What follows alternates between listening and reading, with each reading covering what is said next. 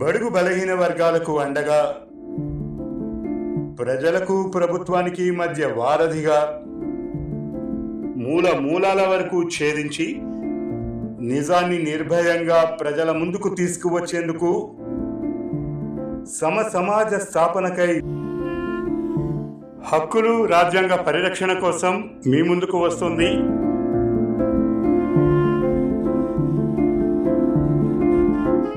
BAB News 7 channel.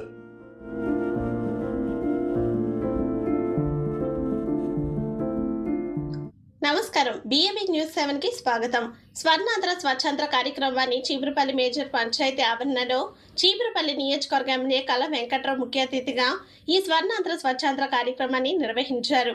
ఈ యొక్క కార్యక్రమం సందర్భంగా కళ వెంకట్రావు మాట్లాడుతూ, చీపురుపల్లి ప్రజలు ఈ స్వర్ణాంధ్ర స్వచ్ఛంద్ర కార్యక్రమాన్ని ప్రతి ఒక్కరూ సద్వినియోగం చేసుకోవాలని, రోడ్డు ఇరువైపులో ఉన్న చెత్తను మరియు కాల్వలో ఉన్న నిల్వ ఉన్న చెత్తను మరియు పాత నిల్వ ఉన్న చెత్తను క్లీన్ చేయాలని అధికారులకు ఆదేశించారు. అలాగే శానిటైజర్ వర్కర్లు ఏ ప్రాంతాలకు వెళ్లి వర్క్ చేస్తున్నారో అడిగి తెలుసుకున్నారు. ప్రజల నుండి ఎటువంటి ఫిర్యాదులు వచ్చినా తక్షణమే వాటిపై చర్యలు తీసుకోవాలని అధికారులకు ఆదేశాలు ఇచ్చారు. ఈ కార్యక్రమంలో మండల అధికారులు, పంచాయతీ అధికారులు, అలాగే కూటమి నాయకులు పాల్గొన్నారు. అవగాహన కల్పించే దిశగా ప్రయత్నిస్తానని, భవిష్యత్ తరాలకు ఆరోగ్యవంతమైన, సుభిక్షమైన, ఆనందకరమైన ఆంధ్ర రాష్ట్రాన్ని నిర్మించుకోవడానికి నాతో మొదలైన ఈ నిర్ణయం ద్వారా నా రాష్ట్రాన్ని స్వర్ణ ఆంధ్ర, స్వచ్ఛ ఆంధ్రగా తీర్చిదిద్దేటట్టు నా వంతు కృషి చేస్తానని ప్రమాణం చేస్తున్నాను.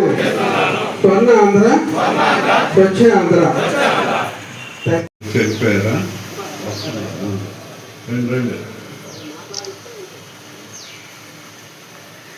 మన